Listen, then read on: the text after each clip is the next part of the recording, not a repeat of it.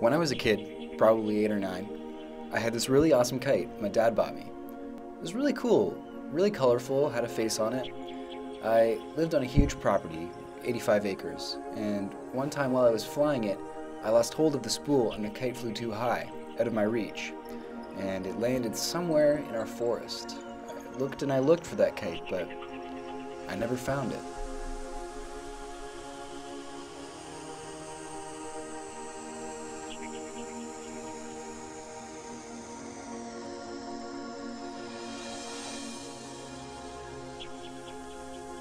Tall buildings make me nervous. There's so much to know about these places, and nobody could ever keep track of it all.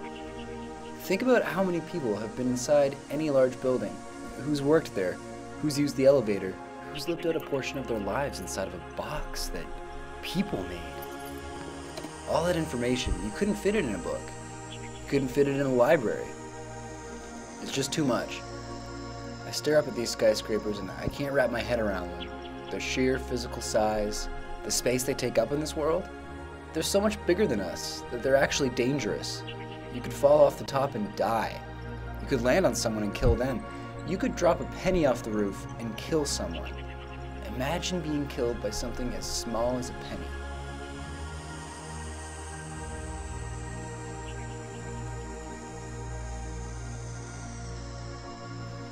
I'm a small guy, smaller than most people. I remember thinking growing up, maybe if I worked out, lifted some weights, ate some protein bars, I'd take up more space in this world, and I guess I'd be somehow more important. But that doesn't make any sense.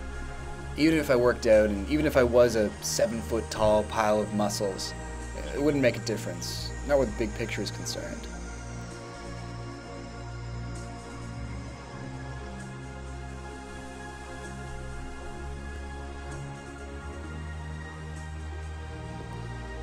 The human mind is a fascinating thing. We know about as much about the human mind as we do about the universe. They're both about as intricate and difficult to unravel. But just because our minds are as complicated as the universe doesn't actually make us special or important in any way. And I think one of the worst places to exist in this earthly realm, the place to go if you really want to catch a glimpse of hell, would be a large, busy shopping mall. If you stand near the escalators in a busy shopping mall and just watch all the different people on all the different levels, you come to realize how pointless the hope to one day rise above all the monotony is. You'll see lots of different types of people at the mall, but you'll notice that the mall is a place where people go to hang out with copies of themselves. A group of guys in leather jackets and sunglasses, a group of teenage girls in the same brand name polo shirts, a handful of men wearing collared shirts and yarmulkes, a limitless amount of things to experience in this world, and people just narrow their horizons as much as possible. I hate being at the mall.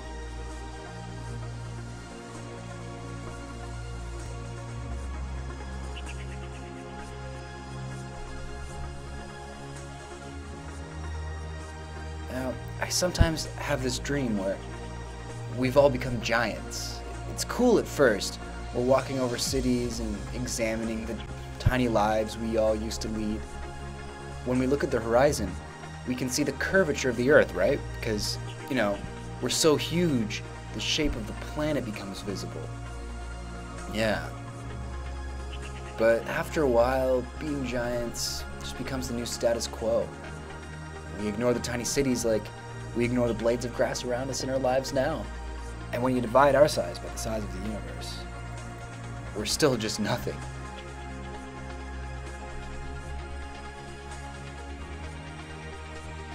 Say you're really good at something. Like, when I was younger, I was really good at drawing cartoon characters, okay?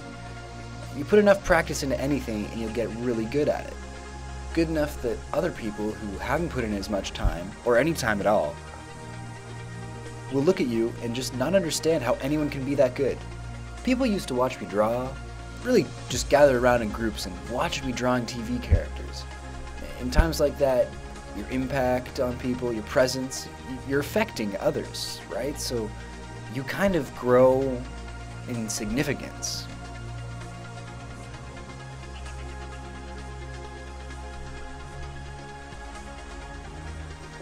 And you know, when I was a teenager, It was right before I moved to the city, so I was about 15. I was walking through my forest and catching crayfish in a bucket, and I saw a spool for a kite over by a tree. I walked over to it and picked it up, and sure enough, it was from that kite I lost when I was a kid. I followed the string into the woods for about 20 feet, but that's where it had been severed. I looked through the woods, again, for my missing kite, but it was totally gone. I never found it.